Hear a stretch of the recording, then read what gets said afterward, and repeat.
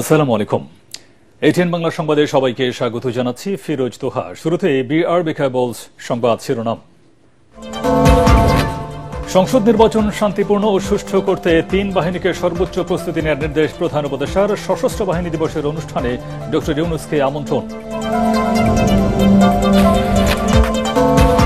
BNP নয়, নির্বাচনে বাধা সৃষ্টি করছে জামায়াত, বললেন মির্জা ফখরুল। দলটির বিরুদ্ধে ৭১-এর চেয়ে ২৪-এর গণ অভ্যুত্থানকে বড় দেখিয়ে বিভক্তি তৈরির অভিযোগ।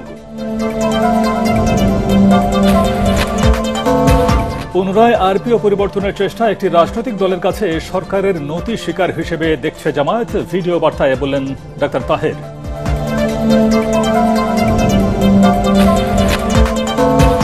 ঐকমত্য কমিশনে রাজনৈতিক দলগুলোর মধ্যে অনৈক্য সৃষ্টি করছে অভিযোগ রাজনীতিবিদদের। নির্বাচন সুষ্ঠু ও নিরপেক্ষ না হলে কোনো সংস্কার কাজে আসবে না, অভিমত বক্তাদের।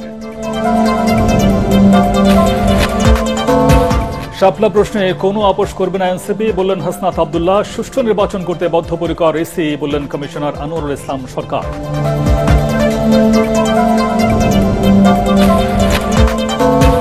এবং অন্তর্বর্তী সরকারের মধ্যে আরেকটি সরকার কাজ করছে, মন্তব্য গণফোরাম নেতা সুব্রত চৌধুরীর। জুলাই সনদকে কেন্দ্র করে চলমান বিরোধ নিষ্পত্তির তাগিদ।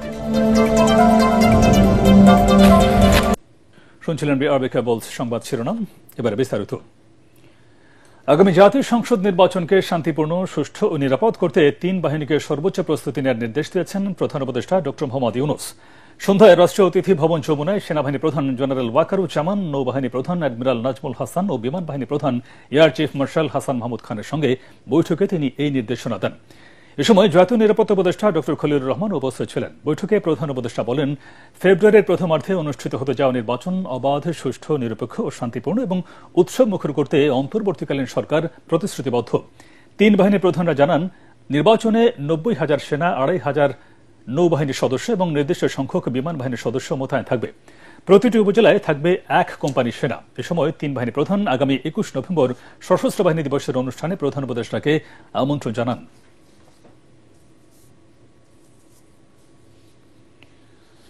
বিএনপি নয়, অগ্রহণযোগ্য বিভিন্ন দাবি তুলে জামায়াত জাতীয় নির্বাচনকে বাধাগ্রস্ত করছে বলে অভিযোগ করেছেন বিএনপি মহাসচিব মির্জা ফখরুল ইসলাম আলমগীর। বিএনপির বিরুদ্ধে অপপ্রচার চালিয়ে দলটি মানুষকে বিভ্রান্ত করছে বলে অভিযোগ করেন তিনি। মুক্তিযোদ্ধা দলের সমাবেশে তিনি আরও বলেন, যারা ৭১ সালের মুক্তিযুদ্ধে বিরোধিতা করছিল তারাই এখন ৭১কে খাটো করে ২৪-এর গণ অভ্যুত্থানকে বড় দেখে জাতির মধ্যে বিভক্তি তৈরি করছে। কামরুজ্জামান রাজীবের রিপোর্ট। জাতীয় প্রেস ক্লাবে মুক্তিযোদ্ধা সমাবেশে যোগ দেন বিএনপি মহাসচিব মির্জা ফখরুল ইসলাম আলমগীর সহ সিনিয়র নেতারা। সাম্প্রতিক রাজনৈতিক সংকট প্রসঙ্গে নেতারা বলেন, জামায়াত ৭১-এ বেইমানি করেছে, এখন আবারও বেইমানি শুরু করেছে। জনরায়কে ভয় পায় বলেই জামায়াত নানা দাবি তুলে জাতীয় নির্বাচন ঠেকাতে চায়। তারা বলেন, বর্তমান প্রেক্ষিতে মানুষের জুলাই সনদের প্রয়োজন নেই, মানুষের ভাগ্য নির্ধারণে প্রয়োজন একটি নির্বাচন। জামায়াতের ৭১-এর ভূমিকার কথা উল্লেখ করে আবারও জাতিকে বিভ্রান্ত না করার আহ্বান জানান বিএনপি মহাসচিব। ১৯৭১ সালে আপনাদের কি ভূমিকা ছিল সেটাও আপনারা মনে রাখবেন। সেদিন আপনারা সেই মুক্তিযুদ্ধকে গোলমাল করে আখ্যায়িত করেছেন, কিছু দুষ্কৃতিকারী একটা অভ্যুত্থানের কথা বলে আপনারা চিহ্নিত করার চেষ্টা করেছিলেন এবং যারা আমাদের হত্যা করছিল তাদের সঙ্গে হাতে হাত মিলিয়ে আপনারা এই দেশের মানুষকে হত্যা করেছিলেন। গণভোট আগে হতে হবে, তারপরে নির্বাচন হবে, এটা আপনারাই বলছেন। আমরা তো নির্বাচনের পেছনের কথা একবারও বলিনি, আমরা বারবার বলছি যে নির্বাচনটা অতি দ্রুত করতে হবে। ঐকমত্য কমিশনের মিটিং এ আলোচনা হয় না, সেসব জিনিসও চূড়ান্ত খসড়ার মধ্যে আমাদের সাথে দেওয়া হয়েছে। এই ধরনের সনদের আমাদের প্রয়োজন নাই। আমাদের প্রয়োজন একটা পার্লামেন্ট, যে পার্লামেন্ট আগামী দিনের ভাগ্য নির্ধারণ করবে। বাংলাদেশের স্বাধীনতার সময় আপনার ষড়যন্ত্রে লিপ্ত না, শুধু মুক্তিযোদ্ধাদেরকে হত্যা করার জন্য সেই সময় মাঠে নেমেছিলেন, আবার এই আওয়ামী লীগকে বাঁচিয়ে রাখার জন্য আন্দোলনের পিছন দিক দরজা দিয়ে চলে গেছেন, সব সময় বেইমানি করেছেন। মির্জা ফখরুল বলেন, জনগণকে বোকা বানিয়ে জনস্বার্থ বিরোধী কোনো সংস্কার বিএনপি সমর্থন করবে না। যেসব বিষয়ে সমঝোতা হয়েছে তা এড়িয়ে অন্যান্য বিষয় জাতীয় সনদে আনা জাতির সাথে প্রতারণা বলে আবারও দাবি করেন তিনি। সংস্কার আমরা করতে চাই, কিন্তু আপনারা যেভাবে জনগণকে বিভ্রান্ত করে, জনগণকে বোকা বানিয়ে এই সংস্কার করতে চান, সেটা অবশ্যই আমাদেরকে জনগণের সামনে তুলে ধরতে হবে। আমরা যেটা সই করেছি সেটা অবশ্যই আমরা সেটার দায় দায়িত্ব গ্রহণ করব, কিন্তু যেটা আমরা সই করিনি সেটা দায় দায়িত্ব আমরা গ্রহণ করব না। প্রধান উপদেষ্টার বক্তব্যের সমালোচনা করে বিএনপি মহাসচিব বলেন, নির্বাচন ঠেকাতে যে কোনো হামলা মোকাবেলায় জাতি প্রস্তুত আছে। কামরুজ্জামান রাজীব, এটিএন বাংলা, ঢাকা। সংশোধিত আরপিও পুনরায় পরিবর্তনের চেষ্টা একটি রাজনৈতিক দলের কাছে সরকারের নতি স্বীকার হিসেবে উল্লেখ করেছেন বাংলাদেশ জামায়াতে ইসলামের নায়েবে আমির সৈয়দ আব্দুল্লাহ মোহাম্মদ তাহের। শনিবার গণমাধ্যমে পাঠানো এক ভিডিও বার্তায় তিনি এই অভিযোগ করেন। তিনি উল্লেখ করেন, বর্তমান সরকার নিরপেক্ষতার প্রশ্নে একটি দলের প্রতি আনুগত্য প্রকাশ করছে। এ সময় তিনি বলেন, জুলাই সনদ বাস্তবায়ন নিয়ে বিএনপি যে ধোঁয়াশা তৈরি করেছে তা ফেব্রুয়ারিতে জাতীয় নির্বাচন সম্পন্নে অন্তরায় হয়ে উঠেছে। ভিডিও বার্তায় রাষ্ট্র সংস্কার ও বিগত সরকারের অপরাধীদের বিচার নিয়ে সরকারের ধীর গতির সমালোচনা করেন জামায়াতের শীর্ষ পর্যায়ের এই নেতা।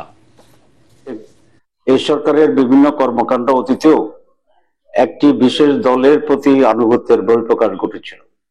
প্রধান উপদেষ্টার লন্ডন গিয়ে একটি অসময় এবং অবৈধ চুক্তি, একটি দলের চাপে নির্বাচনের রোডম্যাপ ঘোষণা, বিভিন্ন রাজনৈতিক দলের মার্কা ব্যবহারের বিষয়তে আবার সেটাকে গত পরিষদের বৈঠকে পুনর্বিবেচনার নামে দলের প্রতি যে আনুগত্য প্রকাশ করেছে সরকার, নিঃসন্দেহে এই সরকারের নিরপেক্ষতা ক্ষুণ্ণ হয়েছে। ঐকমত্য কমিশনই রাজনৈতিক দলগুলোর মধ্যে অনৈক্য সৃষ্টি করেছে বলে অভিযোগ করেছেন রাজনীতিবিদরা। রাজধানীতে এক সংলাপে বিভিন্ন দলের নেতারা বলেন, কমিশন সরকারের কাছে অনৈক্যের দলিল জমা দিয়েছে। আগামী জাতীয় নির্বাচন সুষ্ঠু এবং নিরপেক্ষ না হলে কোনো কিছুরই সুষ্ঠু সমাধান আসবে না বলে মত দেন বক্তারা। রিপোর্ট করছেন ইমদাদুল্লাহ বাবু। রাজধানীর সিদ্ধেশ্বরীর একটি হোটেলে রাজনীতি বিষয়ক এই কর্মশালায় অংশ নেন কয়েকটি ছাত্র সংগঠনের তরুণ প্রতিনিধিরা, যেখানে দেশের রাজনীতিতে বর্তমানে সৃষ্ট সংকট নিয়ে খোলামেলা আলোচনা করেন তারা। এ সময় বিভিন্ন রাজনৈতিক দলের নেতারা বলেন, দেশের পুরনো ব্যবস্থা পাল্টানো ছিল গণঅভ্যুত্থানের চেতনা, যা এখনো পূরণ করা সম্ভব হয়নি। প্রসেস দেখে বুঝতে পারছিলাম এটা শেষ পর্যন্ত একটা অনৈক্যের দিকে যাবে এই ঐক্যমত্য কমিশনের কার্যক্রমগুলো। তাই হয়েছে। হাসিনা চলে যাবে, আরেকজন মানুষ বসবে, সেটা গণঅভ্যুত্থানের আকাঙ্ক্ষা ছিল না। আকাঙ্ক্ষা ছিল যে পুরো ব্যবস্থাটা পাল্টাবে। অনুষ্ঠানে বক্তারা দীর্ঘ আলোচনার পরেও ঐকমত্যে না পৌঁছানোর পেছনে ঐকমত্য কমিশনের ভূমিকাকেই দায়ী করেন। ঐকমত্য কমিশনকে জিজ্ঞেস করেছিলাম যে আপনারা নোট অফ ডিসেন্ট দেন নাই কেন? ওনারা যে আর্গুমেন্টটা দিয়েছে নোট অফ ডিসেন্ট সহ যেটা, এটা হচ্ছে আমাদের কার্য বিবরণী, যে কারা কারা এটার সাথে দ্বিমত পোষণ করেছে, কিন্তু আমরা যেটা দিয়েছি সেটাতে ডিসিশন। ঐকমত্য কমিশনের কাজই ছিল ঐকমত্য তৈরি করা, কিন্তু সর্বশেষ কি প্রমাণিত হলো? আনুষ্ঠানিকভাবে অনৈক্যের একটা দলিল লিখিত পরিচয়ভাবে হাজির করা হলো। ঐকমত্য কমিশনই জাতির সামনে জানালেন যে না, ঐক্য নাই, ঐক্য নাই। সংলাপে আলোচকরা বলেন, নির্বাচন ছাড়া সৃষ্ট রাজনৈতিক এই সংকটের কোনো সমাধান নেই। যত দ্রুত সম্ভব নির্বাচন দরকার। নির্বাচন যত বিলম্ব হবে বাংলাদেশ তত বেশি বিপদে পড়বে, এবং বাংলাদেশ এখন আসলে সেই বিপদের মধ্যে আছে। আমরা 4টা বাম রাজনৈতিক দল আমরা জুলাই সনদে স্বাক্ষর করি, ক্ষমতা হস্তান্তর করুন, তাইলেই এক কথায় সমাধান সম্ভব, এর বিকল্প তো আর কিছু নেই। পরে কর্মশালায় অংশ নেয়া বিভিন্ন ছাত্র সংগঠনের সদস্যদের মধ্যে সনদ বিতরণ করেন অতিথিরা। ইমদাদুল্লাহ বাবু, এটিএন বাংলা, ঢাকা।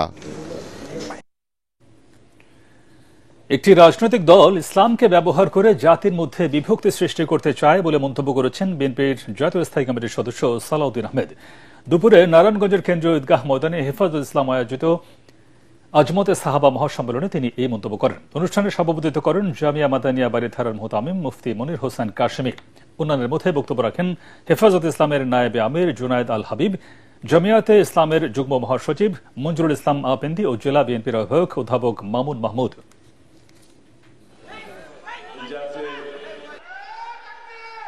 যে একটি রাজনৈতিক দল তারা নির্বাচনের স্বার্থে, রাজনীতির স্বার্থে ইসলামকে ব্যবহার করে জাতির মধ্যে বিভক্তি নিয়ে আসতে চায়, বিশেষ করে ইসলামের ক্ষতি করতে চায়। রাসূলুল্লাহ সাল্লাল্লাহু আলাইহি ওয়াসাল্লাম যে ইসলামের প্রবর্তন করে গিয়েছেন, সাহাবায়ে কেরাম যে ইসলামের অনুশীলন করে গিয়েছেন, সেই ইসলামের অনুসারী আমরা। এখানে আমরা মওদুদি ইসলামের অনুসারী তো নয়। শাপলা প্রশ্নে কোনো আপোষ করবে না এনসিপি। নির্বাচন কমিশন প্রতীক বরাদ্দ নিয়ে শিষ্টাচার বহির্ভূত আচরণ করছে বলে অভিযোগ করেছেন এনসিপির দক্ষিণাঞ্চলের মুখ্য সংগঠক হাসনাত আব্দুল্লাহ। বরগুনায় দলীয় নেতাকর্মীদের সাথে মতবিনিময় সভায় তিনি এসব অভিযোগ করেন। জাতীয় নাগরিক পার্টি এনসিপির ধারাবাহিক কর্মসূচির অংশ হিসেবে জেলা শিল্পকলা একাডেমির হলরুমে এই মতবিনিময় সভা অনুষ্ঠিত হয়। পরে মতবিনিময় সভা অনুষ্ঠিত হয় পটুয়াখালী জেলা শিল্পকলা একাডেমিতে।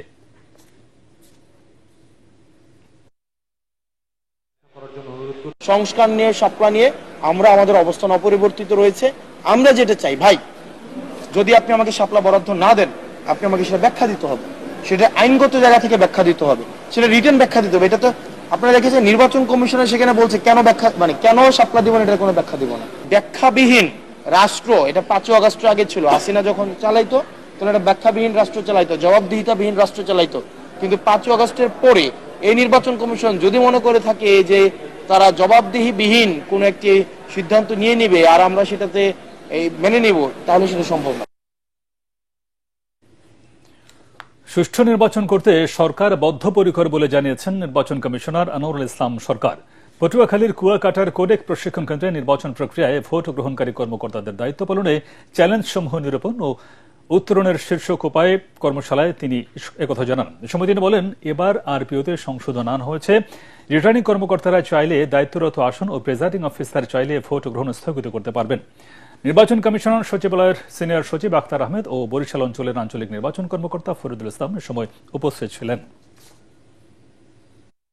রিটার্নিং অফিসার যদি মনে করে কোনো একটা আসনের সবকটি সেন্টার বাতিল করে দিবে, সে যদি যৌক্তিক মনে করে, সেই ক্ষমতাটাও আইনে এবার অন্তর্ভুক্ত করা হয়েছে। তার অর্থ এই না যেন তেন ভাবে আমি সেন্টার বাতিল করে দিব, যেন তেন ভাবে একটা নির্বাচনী আসনের নির্বাচন বাতিল করে দিব। মনে রাখতে হবে, এই নির্বাচনের পিছনে 1টি টাকা, সেটিও কিন্তু সাধারণ খেটে খাওয়া মানুষের টাকা। অন্তর্বর্তী সরকারের মধ্যে আরেকটি সরকার কাজ করছে বলে মন্তব্য করেছেন গণফোরামের ভারপ্রাপ্ত সভাপতি অ্যাডভোকেট সুব্রত চৌধুরী। এজন্য আইনের শাসন প্রতিষ্ঠা ও সংস্কার বাধাগ্রস্ত হচ্ছে বলে তার দাবি।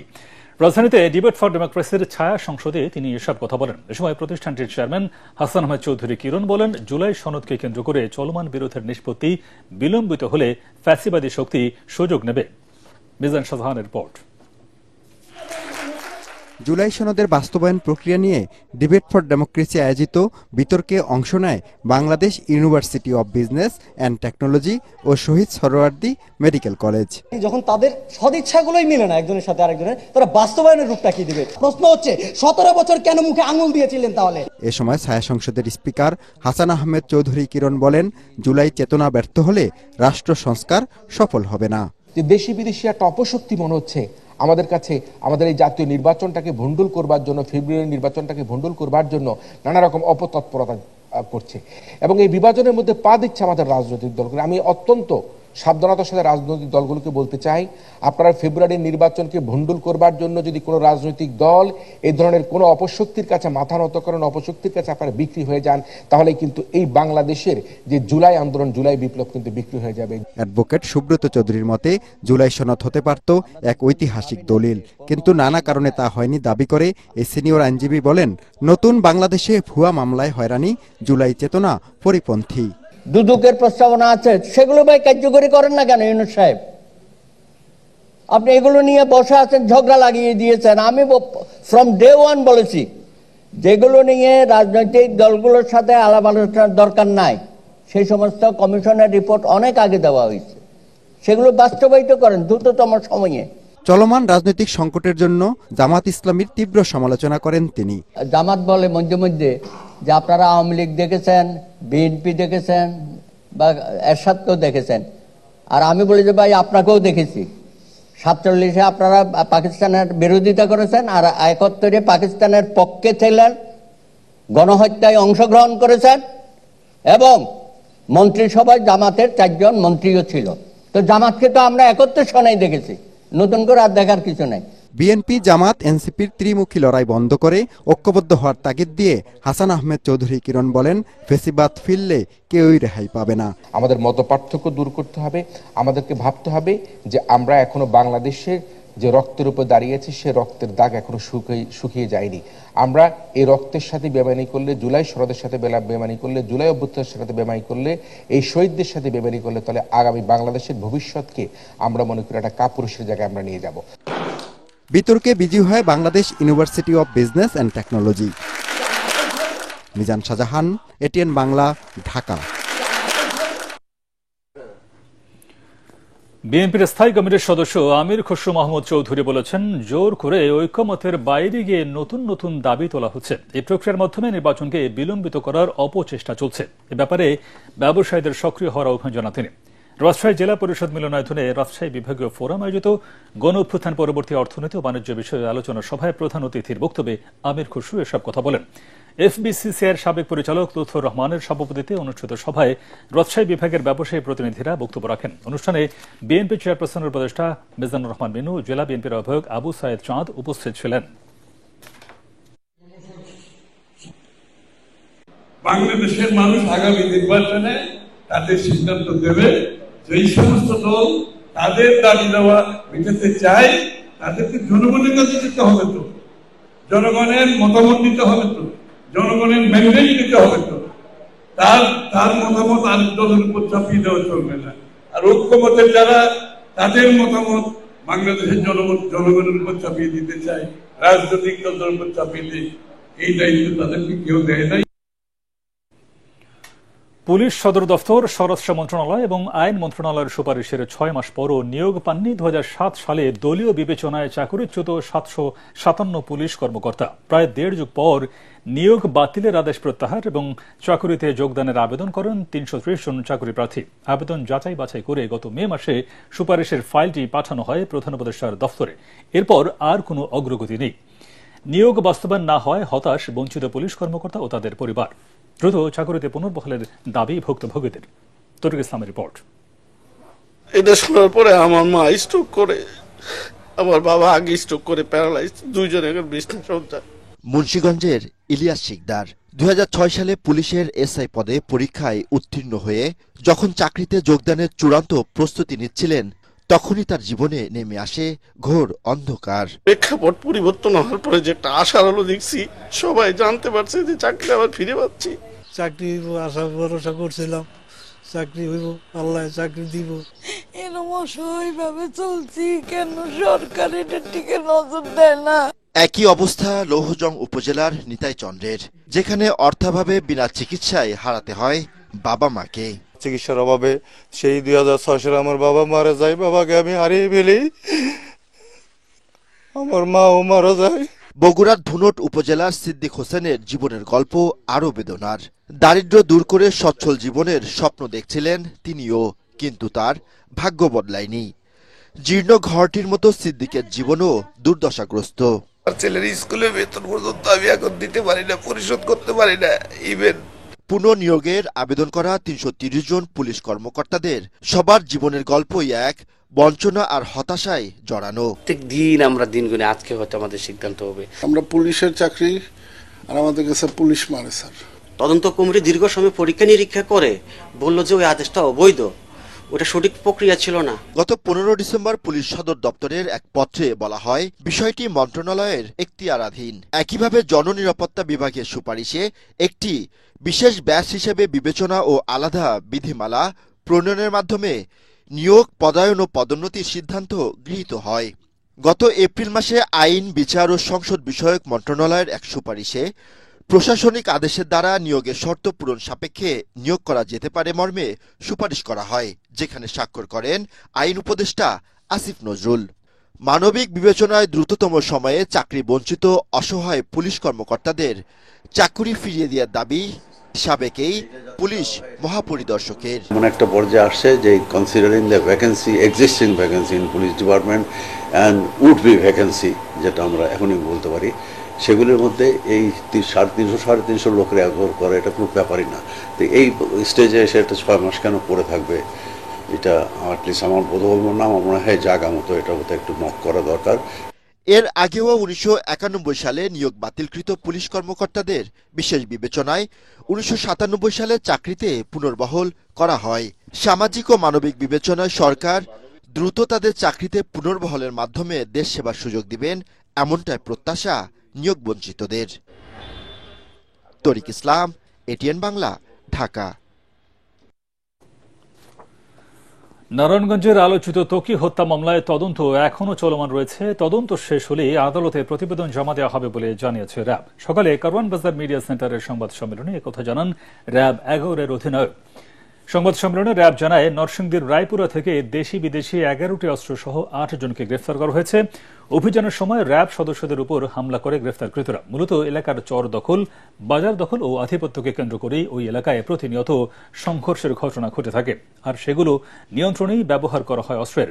পার্শ্ববর্তী দেশ থেকে নৌপথে অস্ত্রগুলো দেশে এনে স্থানান্তরিত করা হতো বলে জানানো হয়।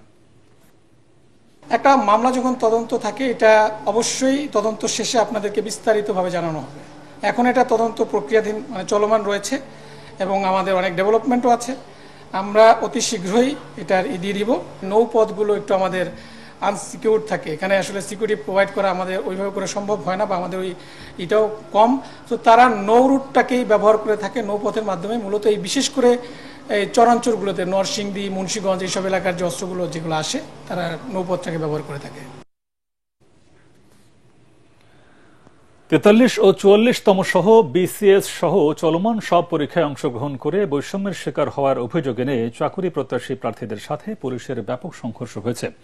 বিকেলে আন্দোলনরত চাকরি প্রত্যাশীরা যমুনা অভিমুখে রওনা হলে পুলিশ বাধা দেয়। এ সময় দুপক্ষের মধ্যে সংঘর্ষ বেঁধে যায়। পরে পুলিশ ধাওয়া দিয়ে আন্দোলনকারীদের সরানোর চেষ্টা করে এবং লাঠি পেটা করে। এর আগে 3 দফা দাবিতে রাজধানীর শাহবাগে অবরোধ কর্মসূচি পালন করেন বাংলাদেশ সিভিল সার্ভিস বিসিএস এ যোগদানের লক্ষ্যে অংশ নেওয়া চাকরি প্রত্যাশীরা। এ সময় 43 ও 44তম বিসিএস থেকে অধিক হারে নন ক্যাডার পদে সুপারিশের ব্যবস্থা করতে প্রধান উপদেষ্টাকে হুঁশিয়ারি দেন আন্দোলনকারীরা। আগামীকালের মধ্যে দাবি না মানলে কঠোর কর্মসূচি ঘোষণা দেন তারা।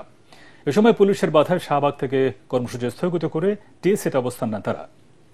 আমাদের দাবি হচ্ছে 43তম বিশেষ নন ক্যাডারের নামে যে অধিযাচিত পদ, সেই পদে অতি দ্রুত বিধি সংশোধন করে সার্কুলার প্রকাশ করতে হবে। আগামীকালকের মধ্যে যদি আমাদের দাবিটা আদায় না হয়, সেক্ষেত্রে আমরা আরো তীব্র যে আন্দোলন, সেদিকে আমরা ধাবিত হব। হাতিরঝিল থানার আওতাধীন বিভিন্ন স্কুল ও কলেজের শিক্ষক শিক্ষিকাদের সঙ্গে মতবিনিময় করেছেন ঢাকা মহানগর উত্তর বিএনপির সাবেক আহ্বায়ক সাইফুল আলম নীরব। এ সময় শিক্ষাক্ষেত্রের নানা সমস্যা ও সম্ভাবনা নিয়ে খোলামেলা আলোচনা করেন শিক্ষকরা। সভায় সভাপতিত্ব করেন হাতিরঝিল থানা বিএনপির আহ্বায়ক নাজমুল হক মাসুম, সঞ্চালনা করেন সরকারি তৃতীয় কলেজ ছাত্র সংসদের সাবেক ভিপি মোহাম্মদ হানিফ। মতবিনিময় সভায় অংশ নেন হাতিরঝিল থানার অন্তর্ভুক্ত বিভিন্ন শিক্ষা প্রতিষ্ঠানের শিক্ষক শিক্ষিকারা।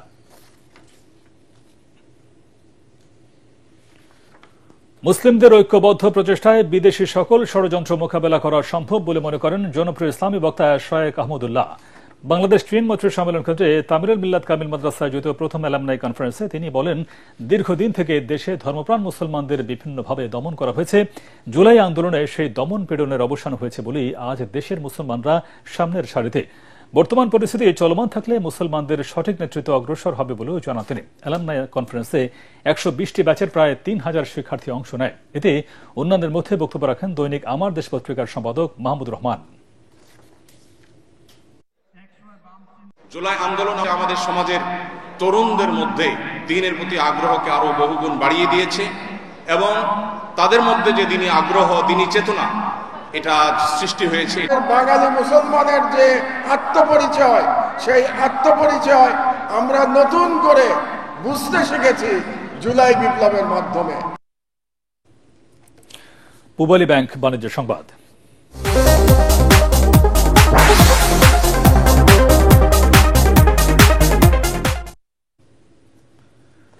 নিউ মুরিং কন্টেইনার টার্মিনাল, লালদিয়ার চর সহ চট্টগ্রাম বন্দরের কোন স্থাপনা দেশি বা বিদেশি কোনো পক্ষের কাছে ইজারা না দেওয়ার দাবিতে চট্টগ্রামে অনশন কর্মসূচি পালন করেছে শ্রমিক কর্মচারী ঐক্য পরিষদ। এ সময় কোনো দরপত্র ছাড়াই বন্দরের নিউ মুরিং কন্টেইনার টার্মিনাল বিদেশি কোম্পানিকে ইজারা দেওয়ার প্রক্রিয়া থেকে সরে আসতে সরকারের প্রতি আহ্বান জানান বক্তারা। অনশন ভেঙে একই দাবিতে আগামী 8 নভেম্বর চট্টগ্রামের লাল দিঘি ময়দান থেকে পুরাতন রেল স্টেশন পর্যন্ত গণমিছিল এবং 15 নভেম্বর চট্টগ্রামের শ্রমিক কর্মচারী ঐক্য পরিষদের উদ্যোগে কনভেনশনের ডাক দেন নেতারা।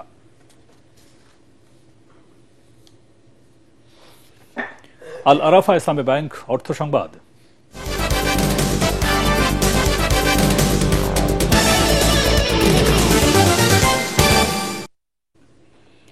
দীর্ঘ 9 মাস পর সেন্ট মার্টিন দ্বীপ পর্যটকদের জন্য খুলে দেওয়া হয়েছে, তবে পর্যটক না যাওয়ায় কক্সবাজার থেকে কোনো জাহাজ ছাড়েনি। জাহাজ মালিকরা জানান, পর্যটকদের আগ্রহ না থাকায় তারা জাহাজ ছাড়তে পারেননি। সরকারের বেঁধে দেওয়া নিয়ম অনুযায়ী নভেম্বরে পর্যটকদের সেন্ট মার্টিনে গিয়ে দিনেই ফিরতে হবে। তবে পর্যটকরা জানান, কক্সবাজার শহর থেকে যাত্রা করে দ্বীপে পৌঁছতে 8 থেকে 9 ঘন্টা সময় লাগে। দীর্ঘ যাত্রা শেষে সেখানে রাত্রি যাপন না করে পুনরায় ফিরে আসা সম্ভব নয়। এবার খেলার খবর।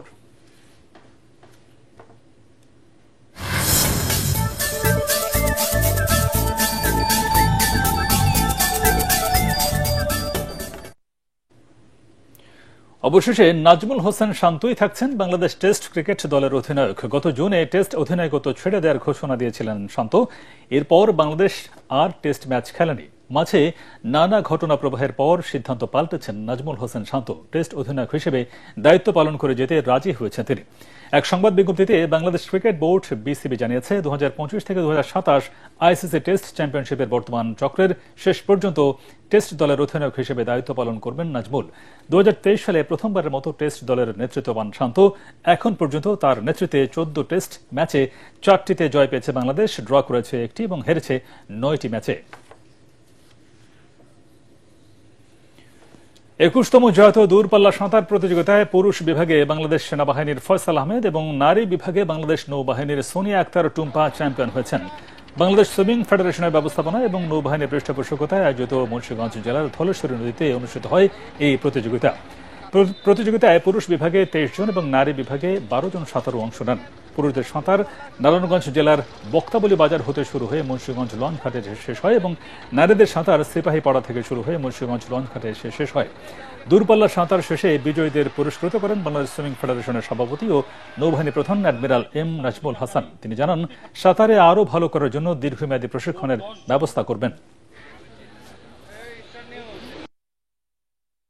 সবার সামনে ঘোষণা দিতে চাই, আমরা এখানে একটা স্পেশাল ট্রেনিং ক্যাম্প করব এবং এখান থেকে আমরা কিছু সাঁতারুকে বাছাই করে আমরা ন্যাশনাল ট্যালেন্ট হান্ট প্রোগ্রামের মধ্যে অন্তর্ভুক্ত করব।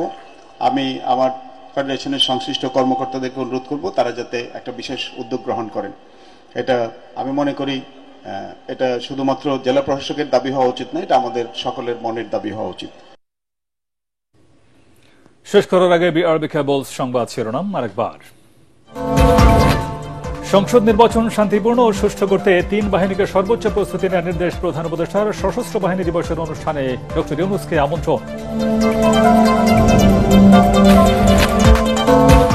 বিএনপি নয়, নির্বাচনে বাধা সৃষ্টি করছে জামায়াত, বললেন মির্জা ফখরুল। দলটির বিরুদ্ধে 71-এর চেয়ে 24-এর গণ অভ্যুত্থানকে বড় দেখে বিভক্তি তৈরির অভিযোগ।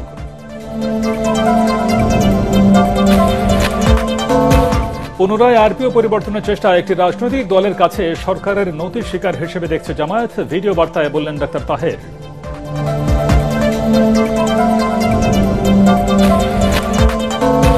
ঐকমত্য কমিশনে রাজনৈতিক দলগুলোর মধ্যে অনৈক্য সৃষ্টি করেছে অভিযোগ রাজনীতিবিদদের। নির্বাচন সুষ্ঠু ও নিরপেক্ষ না হলে কোনো সংস্কার কাজে আসবে না, অভিমত বক্তাদের।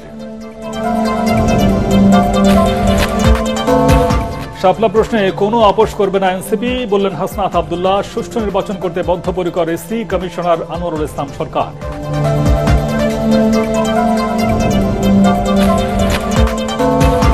এবং অন্তর্বর্তী সরকারের মধ্যে আরেকটি সরকার কাজ করছে, মন্তব্য গণফোরাম নেতা সুব্রত চৌধুরীর। জুলাই সনদকে কেন্দ্র করে চলমান বিরোধ নিষ্পত্তির তাগিদ।